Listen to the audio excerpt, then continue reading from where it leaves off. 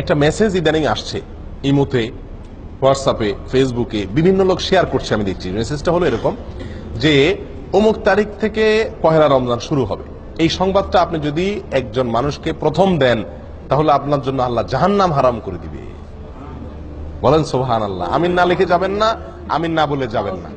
এরকম একটি মেসেজ আমরা ইদানিং দেখছি যে এটি আপনার ফেসবুকে, আপনার ইমোতে, হোয়াটসঅ্যাপে বিভিন্ন জায়গায় মানুষ শেয়ার করতেছে এবং আমার কাছে বহু লোক পাঠাইছে দেখলাম। তো এই যে একটি জিনিস, এটার ভিত্তি কতটুকু?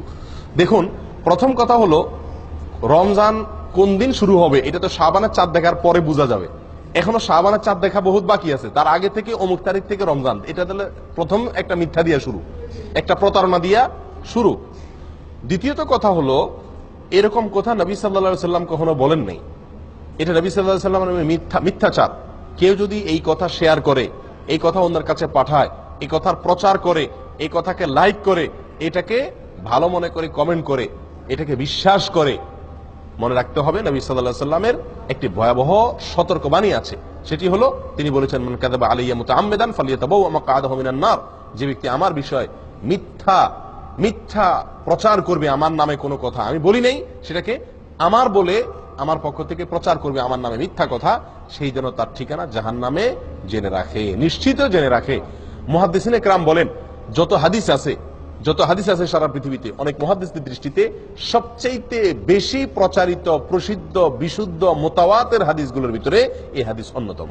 আমি কি বুঝাতে পারছি? এত জঘন্য বিষয় যে নবী সাল্লাল্লাহু আলাইহি সাল্লামের নামে আপনি মিথ্যাচার করছেন।